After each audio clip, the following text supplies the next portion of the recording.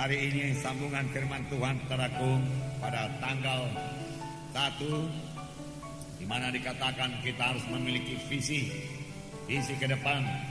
Visi itu harus jelas, visi itu terang, sehingga hidup dalam hati kita. Kita rindu memilikinya, sehingga seolah-olah sudah kita kandung, sudah jaya dalam hidup kita. Maka Tuhan akan membawanya menjadi kenyataan. Dalam segala sesuatu yang sudah dikandung pasti dilahirkan. Seperti seorang ibu yang sudah mengandung, dia mesti melahirkan. Demikian kalau kita mengandung, saudaraku, janji-janji Tuhan di dalam hidup kita, yang berarti kita sangat merindukannya, dan kita percaya penuh jaya dalam hidup kita. Kita bayangkan siang dan malam, hidup dalam hati kita siang dan malam, maka Tuhan akan membawanya menjadi kenyataan. Karena ada kuasa dalam iman. Karena iman itu berdasar pada firman Tuhan. Itu sebabnya saudaraku, visi kita itu juga bukanlah ambisi pribadi kita. Bukan, saudaraku. Bukanlah ambisi pribadi kita untuk membesarkan diri. Bukan. Tetapi sebagaimana dikatakan firman Tuhan itu saudara, Roh Kuduslah yang memberikan penglihatan. Roh Kuduslah yang memberikan visi-visi kepada kita, ya, mimpi-mimpi kepada kita. Dan sepanjang kita terus, saudaraku, memegang penglihatan tersebut, mimpi-mimpi tersebut, saudara, itu menjadi visi kita, maka hal tersebut pasti menjadi kenyataan di dalam hidup kita. Amin. Tidak salah juga memiliki visi yang badaniah, saudaraku, ya. Saudara, sepanjang itu daripada Tuhan. Tetapi sebagai anak-anak Tuhan, saudaraku, fokus hidup kita ini adalah untuk Tuhan semuanya. Amin, saudara. Ya, amin, saudara. Ya, haleluya. Ya, jadi fokus hidup kita ini yang terutama kita pikirkan, yaitu pekerjaan Tuhan. Kita sampai kepada maksud Tuhan. Terlebih-lebih lagi saudara kita ini yang sudah hidup pada akhir zaman ini, di mana hari-hari kedatangan Tuhan sudah begitu hampir. Jadi kita sudah hidup pada zaman, saudaraku, biarlah kita lebih intim kepada Tuhan, lebih dekat kepada Tuhan, saudaraku.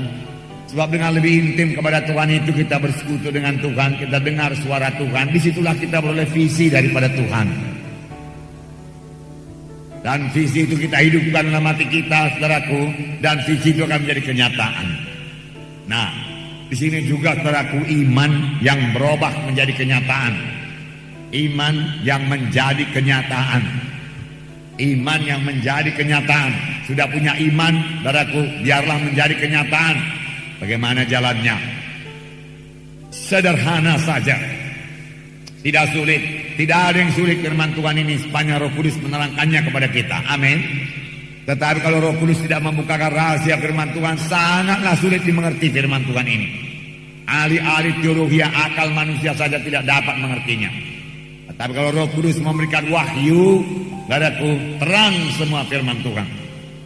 Dalam mengetahui Ibrani 11 ayat 1 berkata mengenai iman, di mana dikatakan iman adalah dasar dari segala sesuatu yang kita harapkan dan bukti daripada segala sesuatu yang tidak kita lihat. Bukti daripada segala sesuatu yang tidak kita lihat.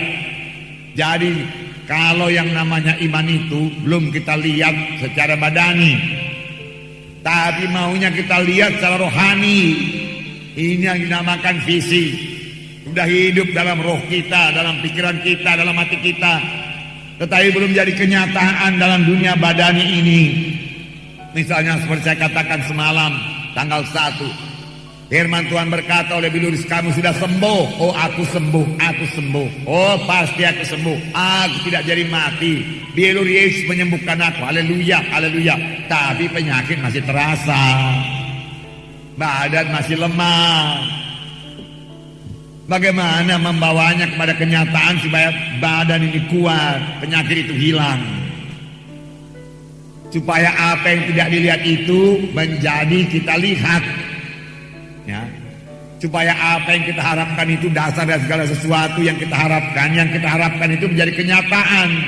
Jadi bagaimana merubah iman ini jadi kenyataan, ya, harus jadi nyata. Untuk itu kita harus punya iman. Memang melalui iman itulah Tuhan bekerja. Itu sebabnya firman Tuhan berkata, tanpa iman mustahil orang berkenan kepada Allah. Berarti orang yang menghampiri Allah wajib percaya bahwa Allah itu ada, dan dia memberi pahala kepada orang yang sungguh-sungguh mencari dia, sungguh-sungguh percaya, sungguh-sungguh berpegang kepada firman-Nya.